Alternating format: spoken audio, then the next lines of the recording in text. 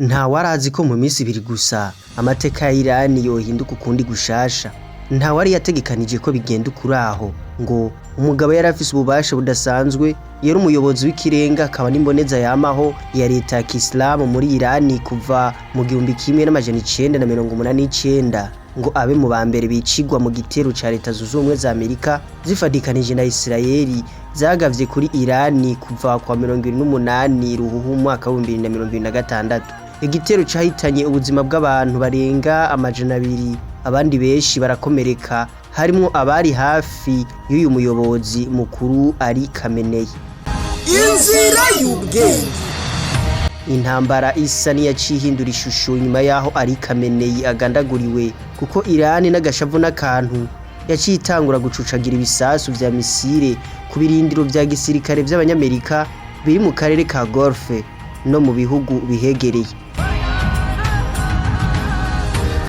Ingaruka mbi zozo ni nyinshi, atari kuri Irani, Amerika canke muri Israel, ahubwo ku isi yose nzima, na cane cane mu bijanye n'ubutunzi, bitiwe nuko aka karere ka Golfe kariko kaberamwo iyi ntambara, ariko soko y'ibitoro nka vyose bidandazwa mu isi yose, hakaba ari naho hubatse imihora icamwo gaze n'ibitoro bija mu bundi burere bw'isi.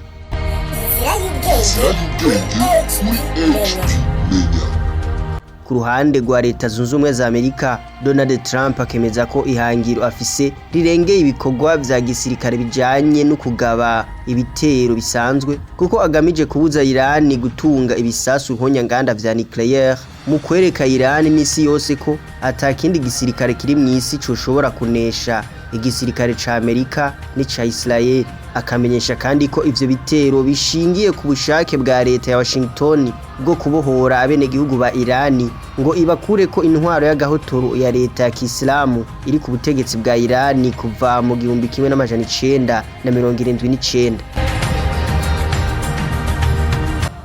Aba n'abandi mu barabe ibintu n'ibindi bakibaza nimba uyu mugambi wa Amerika uzoshobora gutanga umusaruro ushimishije, canke nimba n'ivyahuha bitazoca bihuhuka bigatera uruhagarara mw'isi yose. Inzira y'ubwenge. None vy'ukuri Amerika na Irani ibi bihugu bipfiki? Amerika itinya iki kuri Irani ku buryo idashaka ko itunga bino bisasu vya nucleaire? Bapfiki? Mbega intambara yoba yaturutse kuki neza na neza igamije iki? Umubano wa Irani na Amerika usa n'utifashe neza, watanguye gutosekara kuva ryari?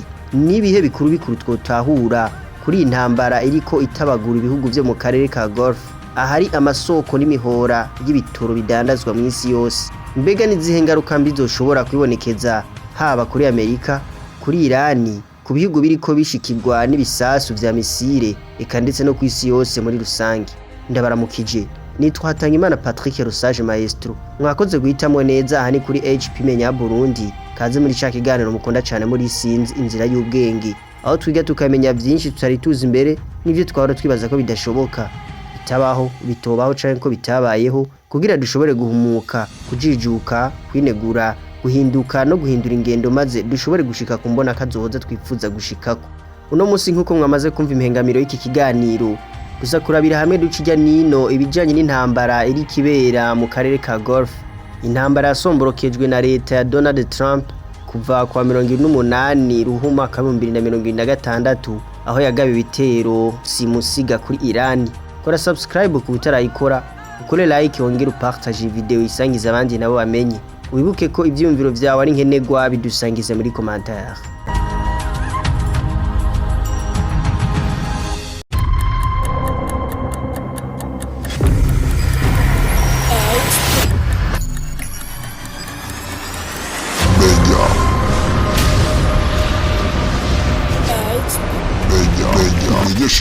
Yeshi n'abantu abo bamenye.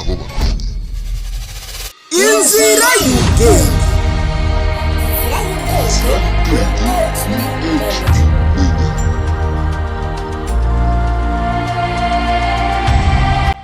Ndasubiriye kubaramutsa. Iyi ntambara kuva itanguye imaze konona ibitari bike.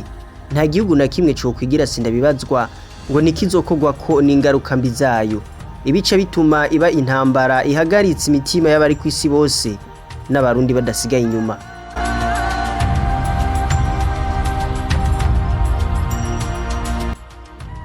bitewe n'ibitero simusiga Amerika na Israeli bariko bagaba kuri Irani nayo yaciye yugara umuhora wa Hormuz, imwe mu ngaruka mbi ikomeye igiye gucumbagiza igisata c'ubutunzi ku isi yose, kuko uyu muhora ari inzira yacamwo ibice 20% vya gaze hamwe n'ibice biri hagati ya 20 na 25% vy'ibitoro n'ibikomoka kuri petrole bidandazwa mw'isi yose. Ibishobora gutuma igiciro c'igitoro kiduga n'ibindi bidandazwa bigaheza bigakurikira irya nino mu mihingo y'isi.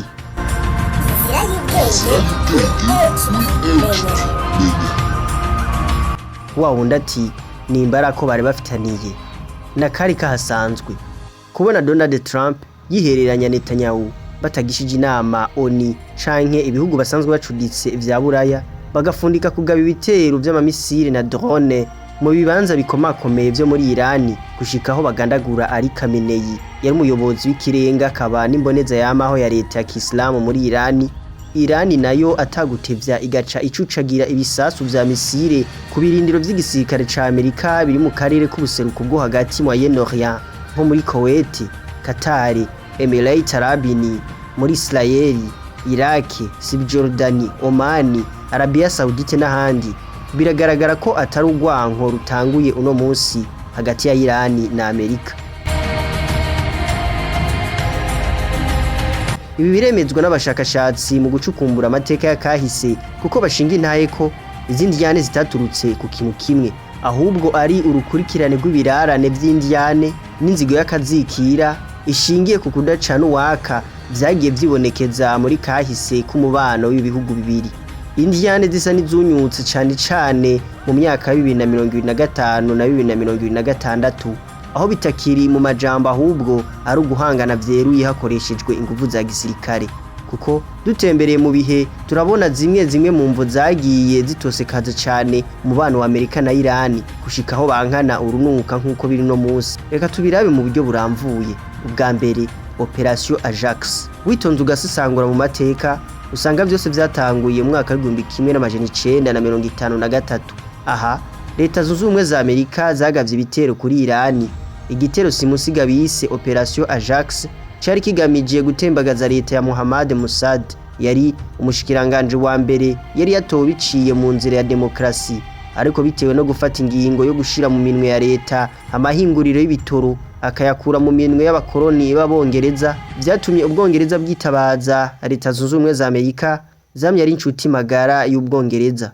Maze mu gutinya ko muri Irani haduka akajagari kari gutuma haca havuka intwaro y'abasoviete ya gikomuniste, Amerika ica irungika igisirikare ca CIA muri Irani kija gutembagaza leta ya Mohamed Mossad, ica ishinga intwaro ya Shah Mohammad Reza Pahlavi yaracuditse na Amerika. Ubwa kabiri ni itembagazwa rya Shah n'impinduramatwara rya Kiislamu, Evolution Islamique.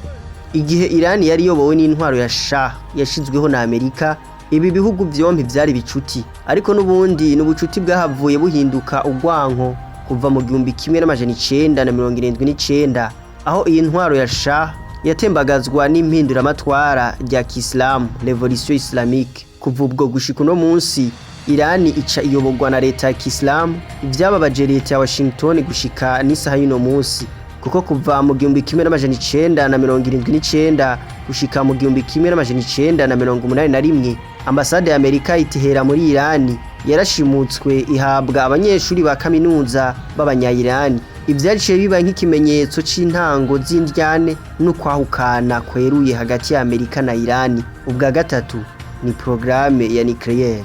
Uno munsi zimwe mu mvo zishigwa imbere nk'intandaro y'intambara hagati ya Irani na Amerika ni kuba Amerika iriko iharanira kuyibuza gutunga ibisasu ruhonyanganda vya nucleaire, kuko mu mwaka wa 2018 leta ya Trump yarikuye mu masezerano ajanye na nucleaire JCPOA muri ruheshi mwaka wa 2025, inyuma yaho Irani yagirijwe ko idakwije ibisabwa kugira yemererwe gutunga ibisasu ruhonyanganda vya nucleaire.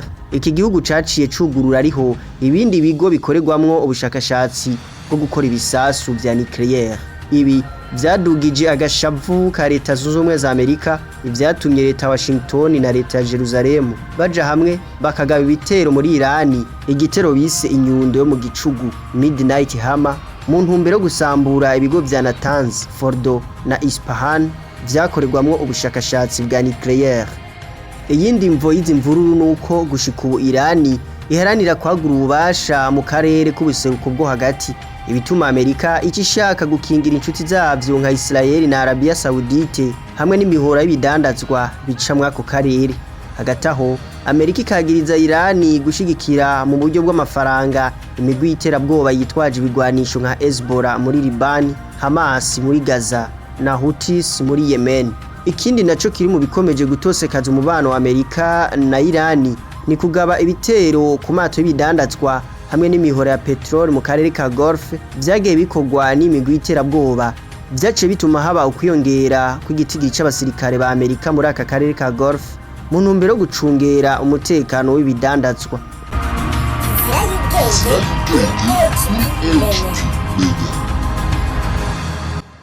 Ni mu gihe kuva iyi ntambara itanguye Emmanuel Macron perezida w'Ubufaransa yamenyesheje ko batigeze bagishwa inama na Amerika, muri make ngo Trump yashatse kwikorana. Macron ariko akemeza ko mu gihe hari inyungu z'Ubufaransa zobangamirwa n'iyi ntambara, Ubufaransa kumwe n'ibindi bihugu vya Buraya bicuditse nabwo ngo biriteguye kuzogira ico bakoze kugira izo nyungu zavyo zikingirwe.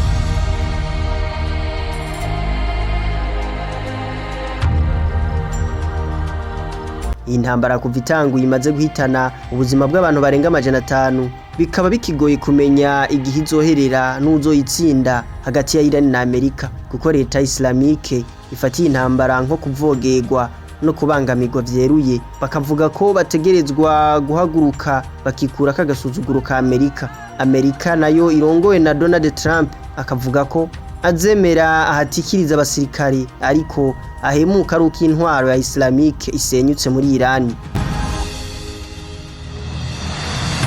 Mu gihe amateka ya Irani asa n'ayagiye guhinduka kuko igiye kubanza kuyubaka bushasha bitewe nuko hafi abategetsi bayo nka bose basize ubuzima mw'iyi ntambara kuva igitangura, guhera ku muyobozi w'ikirenga akaba yari n'imboneza yamaho ya Republika Islamique muri Irani ari Khamenei. Hirya no hino ku isi amakungu na cane ibihugu bicuti vya Irani, ndavuga Uburusiya n'Ubushinwa, bakaba bakomeje kwiyamiriza ingendo ya leta ya Donald Trump yo kuvogera ubutaka bw'ikindi gihugu, kuko ngo biciye kubiri n'amategeko mpuzamakungu n'amasezerano mpuzamakungu Amerika ubwayo yateye ku mukono. Nayo ku rundi ruhande ishirahamwe ry'ubumwe bwa Buraya rigahamagarira impande zose guhagarika intambara, kuko ngo ingaruka mbi z'intambara zizokora ku bari ku isi bose. Inzira y'ubwenge.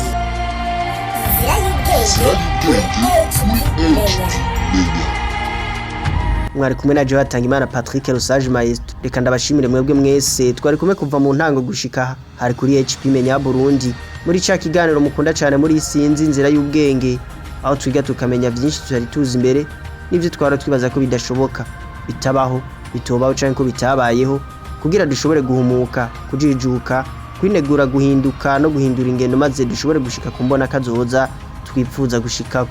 Uno munsi tukaba twariko turabira hamwe ibikuru bikuru bijanye n'umubano wa Irani na Amerika, amamuko nuko vyatanguye n'ingaruka mbi zoshobora kwibonekeza haba kuri Irani, Amerika ndetse no kwisi yose nzima, mu gihe ibihugu vyompi bitokumvikana ngo bihagarika intambara yamaze kureta mu karere ka Gulf. Nizere ko twahiga ibitari bike.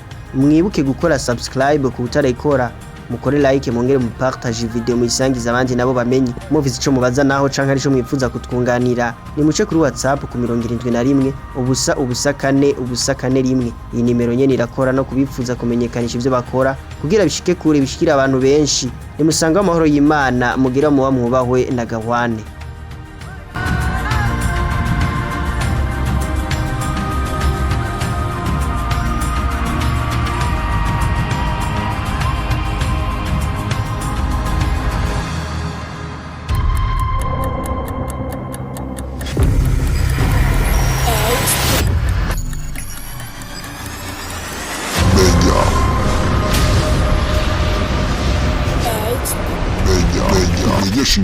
Yeshi n'abantu nabo bamenye.